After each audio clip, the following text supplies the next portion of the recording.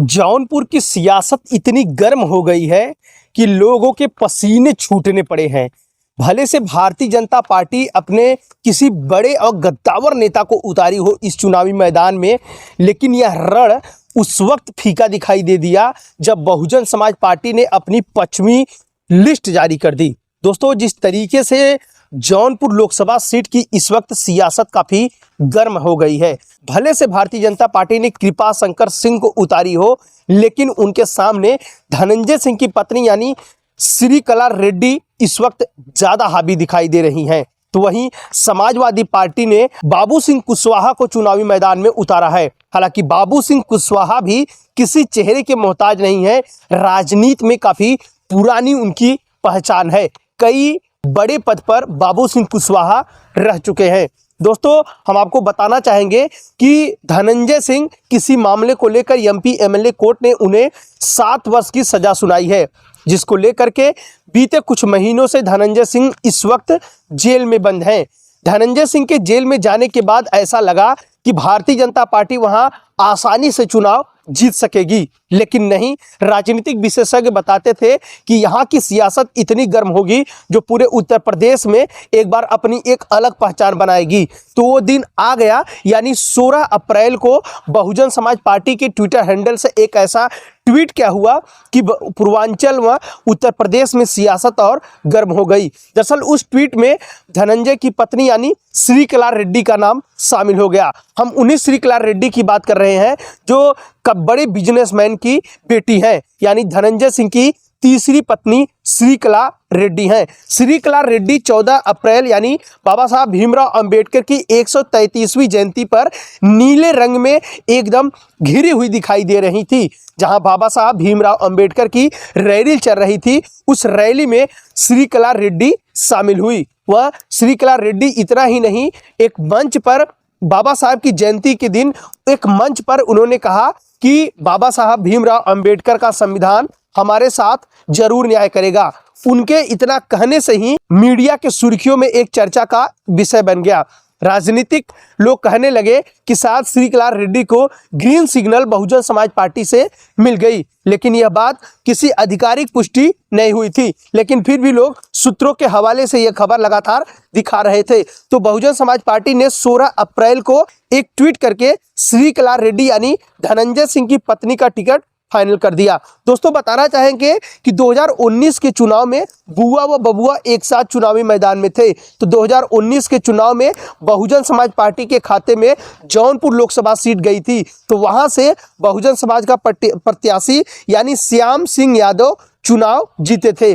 Bahujan Samaj party वहां अपनी दूसरी जीत दर्ज करने के लिए कोई कसर नहीं छोड़ना चाह रही है, इसलिए धनंजय सिंह की पत्नी यानी श्रीकला रेड्डी को चुनाव में उतारा है। हम आपको बताना चाहेंगे कि श्रीकला रेड्डी जिला पंचायत अध्यक्ष भी है, वह भी निर्दलीय। अब आप समझ सकते हैं कि जिस वक्त पूरा योगीमय व मोदीमय हो, उस वक्त भी निर्दलीय से चुनाव जीत रही हो, वो भी धनंजय सिंह की पत्नी। हम आपको बताना चाहेंगे कि धनंजय सिंह की पत्नी यानी श्रीकला रेड्डी के पिता भी विधायक रह चुके हैं। हालांकि वर्तमान में वह अब इस दुनिया में नहीं है। उनकी माता भी गांव की एक सरपंच रह चुकी हैं और श्रीकला रेड्डी खुद पहली बार उन्होंने बड़ी पारी खेली, वो भी जिला पंचायत अध्यक्षी से। उसके बाद धनंजय सिंह राजनीतिक में उनकी काफ़ी वह बड़ी पकड़ है। बहुजन समाज पार्टी से धनंजय सिंह एक बार सांसद भी रह चुके हैं। तो जिस तरीके से बहुजन समाज पार्टी मुखिया यानी बहन कुमारी मायावती ने पत्ता फेंका है, उस तरीके से लग रहा है कि भारतीय जनता पार्टी जौनपुर की लोकसभा सीट में काफ़ी कमजोर नजर आ रही है। क्या कृपा शंकर सिंह को वहां आसानी से जीत मिल सकती है? यानी बाबू सिंह कुशवाहा जो समाजवादी पार्टी जिनको उतारी है, क्या उनकी राह आसान होगी धनंजय सिंह की पत्नी यानी श्रीकला रेड्डी के सामने? आखिर श्रीकला रेड्डी इतनी चर्चित महिला क्यों हो गई?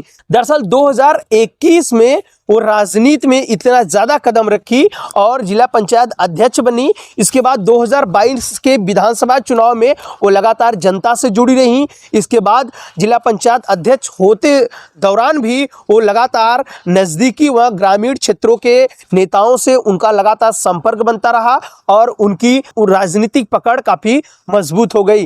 राजनीतिक पकड़ मजबूत होना यानी धनंजय सिंह बहुत पहले से राजनीति में काफ़ी लंबी पारी खेले थे। भले से बाहुबली धनंजय सिंह कहे जाते हों, लेकिन कहीं कहीं उन्हें मसीहा भी माना जाता है। तो धनंजय सिंह की पत्नी के ऊपर अगर बहुजन समाज पार्टी यानी बहन कुमारी मायावती ने अपना इतना बड़ा दांव खेला है, तो क्या बहन कुमारी मायावती की ये राह आसान होगी या फिर बहन कुमारी मायावती की ये राह काफ़ी मुश्किलों यानी कांटों से भरी होगी? आखिर बाबू सिंह कुशवाहा को समाजवादी पार्टी ने क्यों चुनाव में उतारा है? बाबू सिंह कुशवाहा को चुनाव में उतार करके क्या ऐसा लग रहा है कि दो राजपूत के सामने बाबू सिंह कुशवाहा एक तरफा चुनाव जीत सकते हैं? चलिए समाजवादी पार्टी की थोड़ी सी चर्चा कर लेते हैं।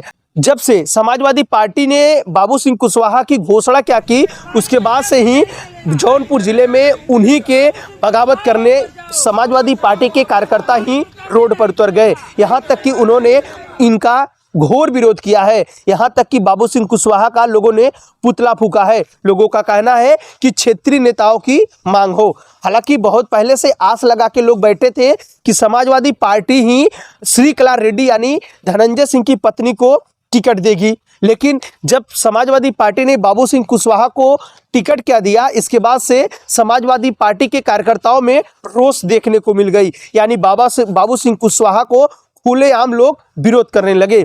अगर कृपा शंकर सिंह को भारतीय जनता पार्टी ने चुनाव में उतारा है तो क्या सोचकर उतारा है? भले से भारतीय जनता पार्टी यानी कृपा शंकर सिंह को चुनाव में उतारी है। कृपा शंकर सिंह महाराष्ट्र में मंत्री पद का पदभार देख चुके हैं। जो मंत्री पद का पदभार देख चुके हो उनके लिए जौनपुर में राजनीति की ये ओपनिंग पाली है। क्या ओपनिंग पाली यानी पहले मैच में कृपा शंकर सिंह अपनी मुकाम तक पहुंच सकेंगे या फिर श्रीकला रेड्डी यानी धनंजय सिंह की पत्नी उन्हें बैकफुट पर भेज देंगी, यानी जौनपुर से ही उनकी विदाई हो जाएगी। अगर बाबू सिंह कुशवाहा चुनाव में आए हैं तो क्या धनंजय सिंह की पत्नी भी उनके ऊपर हावी होंगी?